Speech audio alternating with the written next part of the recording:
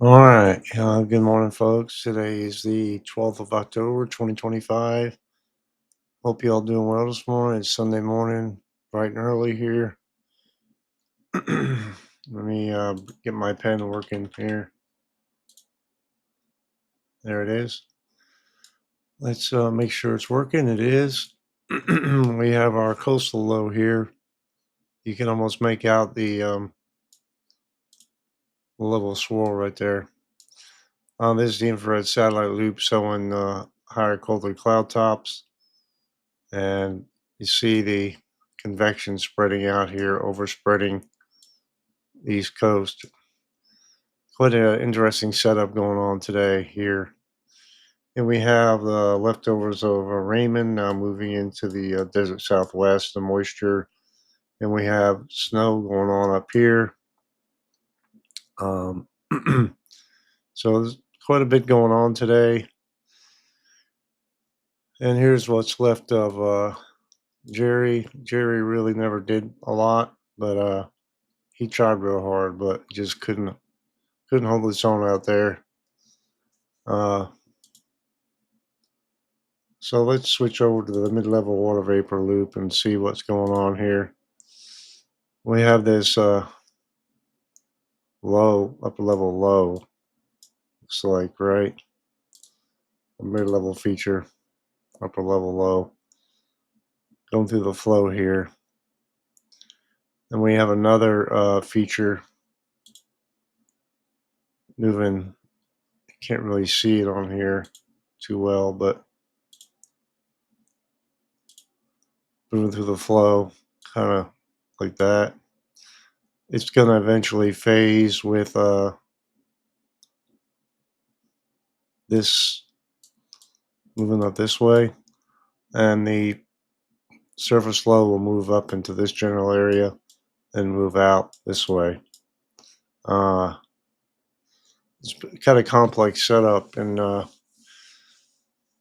if it was later in the year, we would likely be talking about a possible pretty big winter storm along the East Coast, but it's a little bit too early for that. Excuse my sniffling. As always, my allergies are kicking my butt. So as I'm getting older, it's getting harder here. But look at the radar real quick overlaid here. See where the most rainfall is ongoing here. Convection in South Carolina. It looks like there's a warm front like advancing northward here, trying to overspread the cooler air at the surface, right? So you have the moisture out here as well. Let's move on to the tropics, and I'll come back to the continental U.S. real quick. Um, this is another invest we have out there. We have the remains of Jerry, which looks kind of interesting, but I don't think it's going to regenerate, but you never know, I guess. And but this system out here has a 50% chance development right now. The next 7 days. Let's take a look at the update on this. Um, this is a 2 a.m. update. Another update at 8 a.m. Right? Forecast to move generally to the west and northwest in the open Atlantic. Right? So not forecast to really hurt anybody unless you're a fish. So we're going to talk about it briefly, like we are now, but that's about it for today with that. Right? So let's go back to our satellite loop here. All right. Again, we have all these features on the map. Okay. And the key messages for the East Coast storm: the highest winds, 55-mile-per-hour wind gusts, high chance of those today. major flooding with the onshore flood, flooded roadways, inundated structures, rip currents, high surf, damaging wind gusts, and heavy rain. You can see where the most impacted areas are going to be in this, especially Virginia, Chesapeake Bay, like the bays here, especially where you have onshore flow moving on onshore there, and water piling up, almost like storm surge, really, with that much wind. That's like a mid-range tropical storm force winds, really. Non-tropical, of course, but still impactful, right?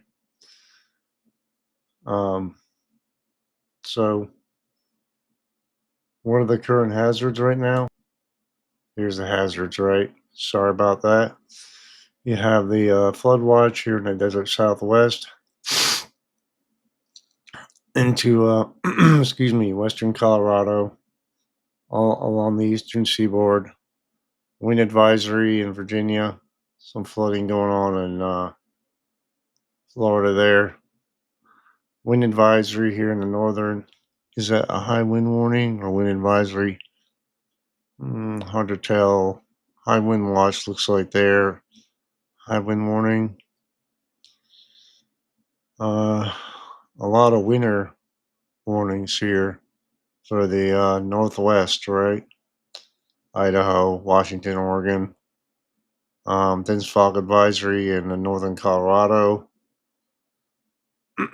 Winter storm watch in the Sierra Nevadas, Sierra.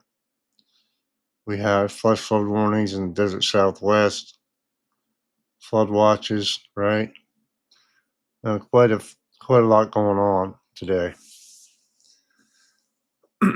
So, what's driving all this? So we have these features here, right? The this is the mid-level flow. Okay, these two features, phase.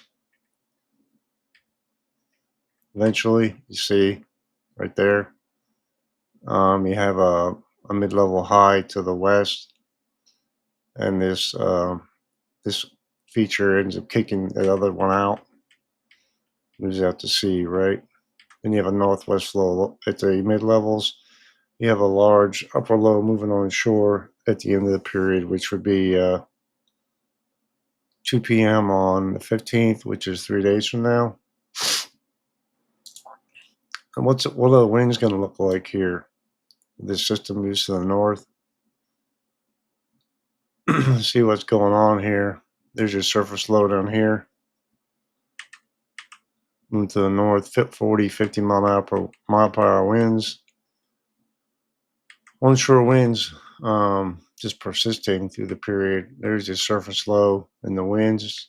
Winds let up some on Tuesday, and it moves away. Then you have a northwest flow after that. What are the temperatures going to look like for the nation in the coming days? Quite warm in the Midwest, the plains, right? Of course, cold in the Intermountain West.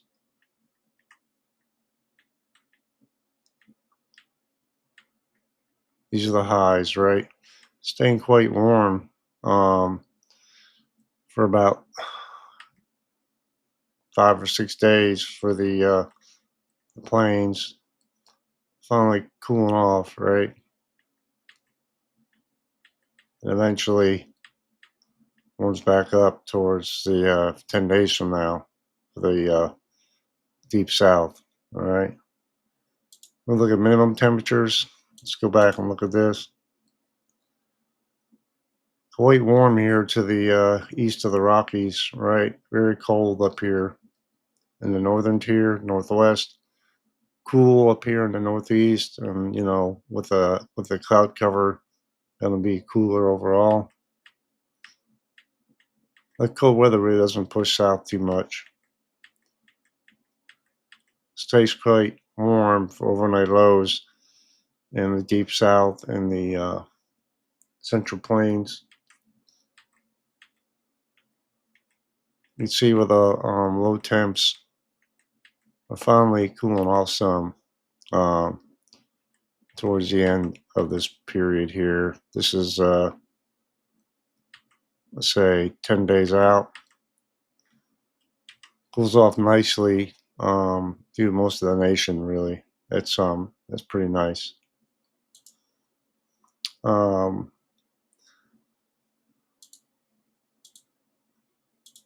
I meant to go to the surface map here. Sorry for the discombobulated thing going on. Sorry about that. This is a GFS depiction of precip type and rate. You have the low. It is most intense really right now offshore, spinning around, and you can see maybe the energy maybe trying to transfer to the north here. Doesn't really get going. It only really gets going here once that those two features phase, right? And for the west here, go back, you see where the snowfall is, right? And the rainfall in the desert southwest.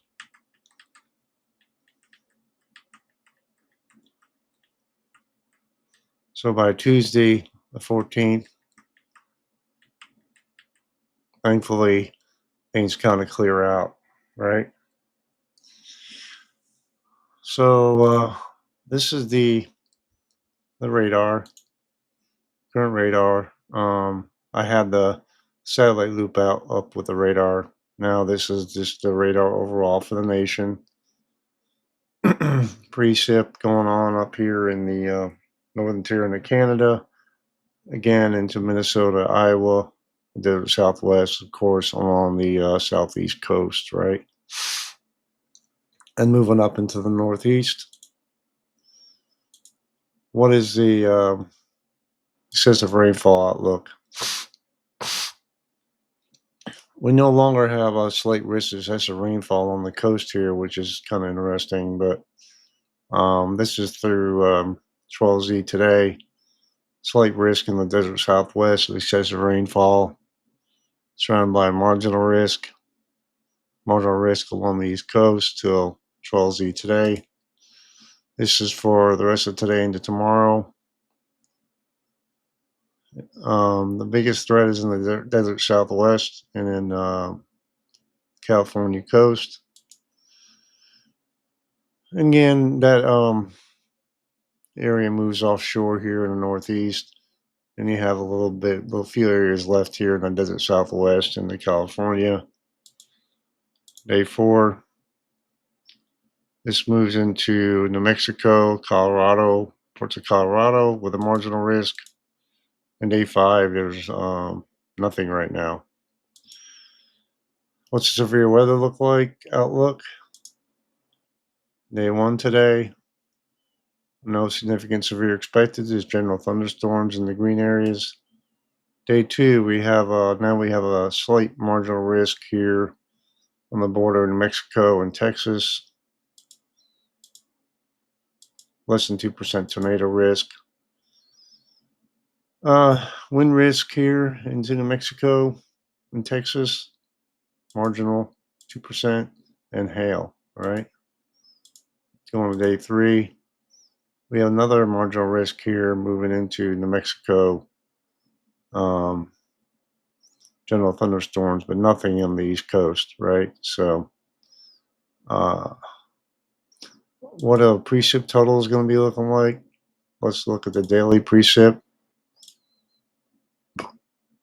Highest precip amounts are expected in the west and in the California mountains, and right along the coast of New Jersey, Long Island, Connecticut, with a bullseye right on the coast here of Massachusetts, Boston, maybe getting close there.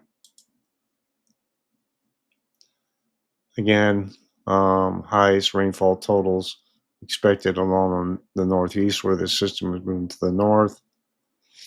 All right, and in the desert southwest where those risks were we showed you, and in the northwest here system moves on shore. That system moves out to sea out here, and you have more precip ongoing here. Los Angeles looks like it might get into it when this system comes on shore and into the northern high plains and into the upper Midwest, uh, down into the desert Southwest. So, what's a future radar look like? Let's take a look here.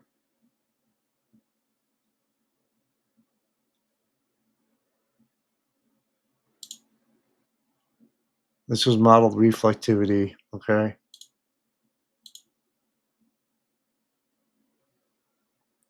The precip streams to the north here. You can see in the Midwest. We get the slider. All right. You see the overrunning event going on here. And the precip all along the southeast coast, um, the desert southwest, the northern tier of the United States. And this is today at 17:30 Eastern. Pretty persistent rainfall going on here. Let me see if I can change it to GFS. Get a little longer loop here.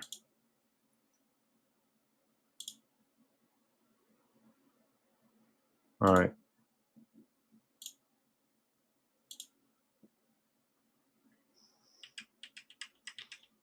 Start off today. Okay. Mostly focusing on the Northeast. It's going to be a close call for a lot of these areas here, but let's just move to the north. You get some more precip. You can see the system offshore and the precip in the desert Southwest, and into the middle part of the country. That upper low dips to the south here, and that system moves offshore. So, um, that's all I got for today, guys. I hope this was informative. It's a little bit shorter than normal, but I think I got all the information out. If you have any questions, please let me know. Hope you all have a great day.